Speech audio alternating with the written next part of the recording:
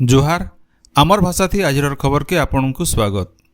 आज 6 अक्टोबर 2024 आसुन सुनमा आज खबर। 2024-25 शिक्षा बछर लगी युक्त 2 परीक्षा तारीख घोषणा करा जाइछे। ई परीक्षा 3टा खेप हेबा बोली उच्च माध्यमिक शिक्षा परिषद परीक्षा नियंत्रक डॉक्टर प्रशांत कुमार परिडा कहिसन। से कहिसन जे डिसेम्बर 26 नु 30 तारीख भितरे पहला इंटरनाल परीक्षा हेबा। 2 नंबर खेपे जनवरी 2 नु 12 तारीख भितरे सबु प्रैक्टिकल परीक्षा सरवा। इंटरनाल और प्रैक्टिकल परीक्षा सरवा ऋतु फेब्रुआरी 15 तारीख नु मार्च 20 तारीख तक मुख्य लिखित परीक्षा हेबा। परीक्षा सरवार 45 दिन भितरे रिजल्ट बाहर करबार के परिषद लक्ष्य रखिছে। बरगढ़ जिला अम्बाभना थाना दुआरी तलीपड़ान गला 3 दिन धरिकी होतबार झाड़ाबांती नियंत्रण के आसीছে। गला काल झने के छाड़िकी आउ केहनी नुआ बेमारी चिन्हट नाई होई भिन्न भिन्न जगान चिकित्सित होतबार 25 जन रोगींकर अवस्था भल अच्छे। बरगढ़ और भोक्तानु गोटे डाक्तरी दल गलाकाल गाँ के जाइकरी परिस्थिति अनुध्यान करिसन।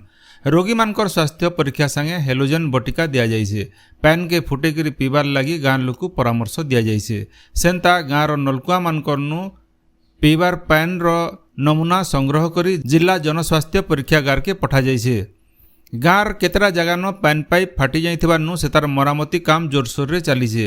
हेतिर लगी गाँर वाटर सप्लाय गलाकाल ठानु बंद रहिছে और आज बेलबुड़ा तक मरामती सरला उतारू पैन दिया जिबा बोली दुआरी सरपंच ज्ञानरंजन भुई सूचना देइछन। अताबिरा विधायक निहार महानंद भुवनेश्वर घरोई हॉस्पिटल नु भर्ती होइछन। श्री महानंद गला 3 तारीख दिन एथिक्स कमिटी गोटे मीटिंग थी जोग देइथिला बेले हठात ताकर देह बिगड़ीथिला। मीटिंग अधानु ताहाकू अपोलो हॉस्पिटल की निया जाइथिला। ताहाकू इन्फ्लुएंजा होइतिबार परीक्षानु जना पड़िছে। ताकर स्वास्थ्य अवस्था रे सुधार आसीছে और आज बेलबुड़ा तक हॉस्पिटल नु डिस्चार्ज होई पारन बोली श्री महानंद सूचना देइछन। बरगढ़ शहर पासर खोलियापाली स्कूल पासे बेआईन मद बिक्री होतबार घटना के नेगरी उत्तेजना देखा देइছে। गाँर स्वयं सहायिका गोष्ठीर महिला माने ठोल लेकरी मद दुकान रो मद भंगारुजा करिछन। आगरू बने थर्दु ई बाबदन अबकारी विभाग और पुलिस नु अभियोग करथिले भी केनसी पदक्षेप नै निया जिबारनु शेषके गाँर महिला माने बाहरी करी भंगारुजा करिथिबार जना पड़िছে। राज्य सरकार राज्य सड़क नीति 2024 आनबे।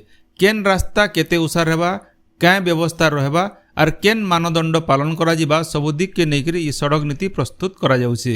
ई बाबदे पूर्त विभाग ग्राम्य उन्नयन पंचायती राज और जातीय राजपथ कर्तृपक्षर संगे आलोचना करा जाउছে। भुवनेश्वर लोकसेवा भवन उन्नयन कमिशनर अध्यक्षता थी ई बाबदे गोटे बैठक बसीथिला। बरगढ़ सहर थाना छकनु लेंगु मिश्र छक तक और प्राइवेट बस स्टैंड इलाका न उठा दुकान मानकर लगी ट्रैफिक समस्या बढ़ुছে। हेतिर लगी से जगह नु दुकान मान को हटाबार लगी बरगढ़ सड़क सुरक्षा कमिटी बैठक न निष्पत्ति निया जाइছে।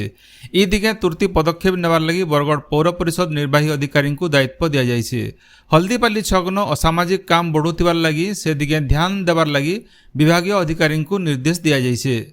सेंता जातीय राजपथ न ट्रैफिक लाइट व्यवस्था करबार लगी जातीय राजपथ कर्तृपक्ष को निर्देश दिया जाइছে।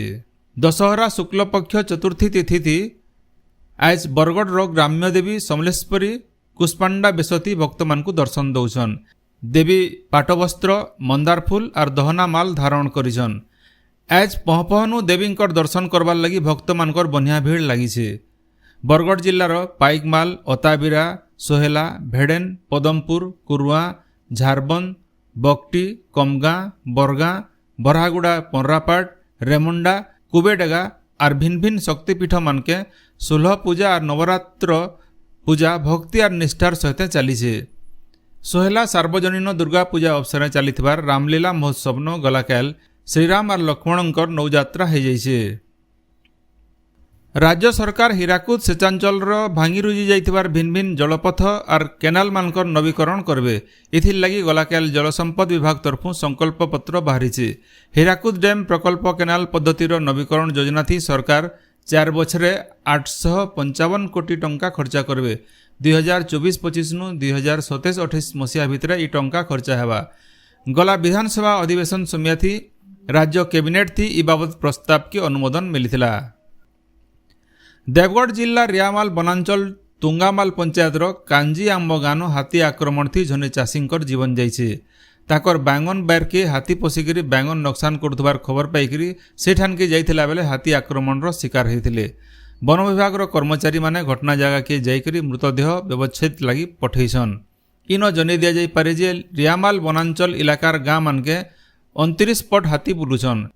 गलाकेल 5 घरिया हाथी दल गुंडियापाली पंचायतर चचुपाली केनाल पार होतला बेले गोटे हाथी छुआ केनाल न फसी जाइथिला।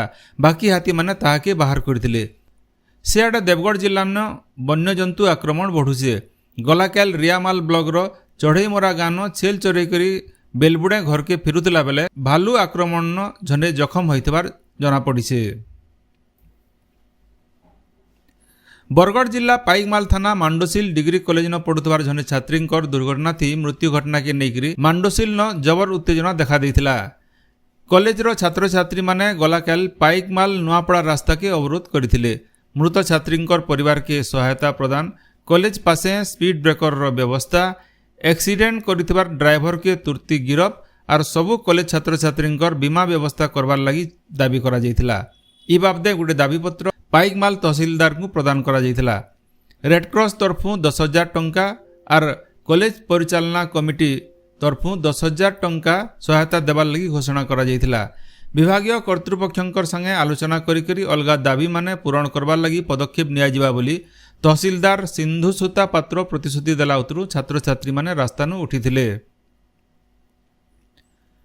गंधमार्दन सुरक्षा युव परिषद पहला आवाहक स्वर्गत निरंजन विद्रोही द्वादशाह अवसरन कलाहांडी जिला भवानीपाटना ठाणे गोटे स्मृति सभा लिंगराज आजादकर अध्यक्षतान गलाकेल हो जाइए।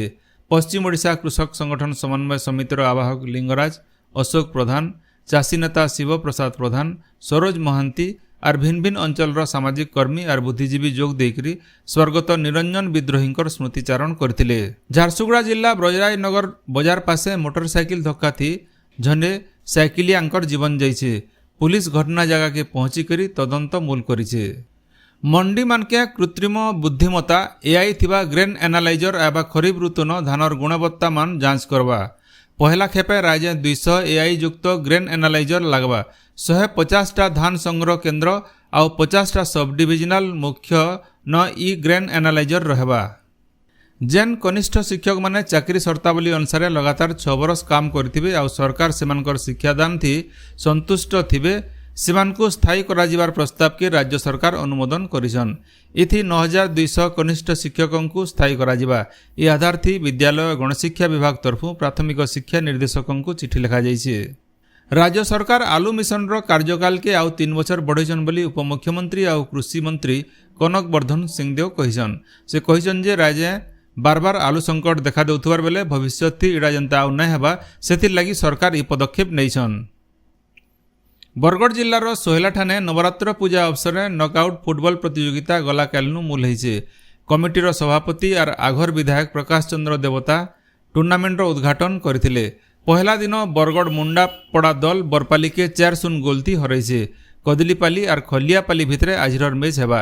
ये टूर्नामेंट 11 तारिख तक चलवा। आपण माने सबुदिन सुनुछन आमर भाषा थी रेडियो खबर सम्बलपुरी समाचार। सम्बलपुरी समाचार बाबदे आपणकर मतामत देवार सहित ई काम के आगे जारी रखबार लगी तहक आर सहयोग देवार के अनुरोध।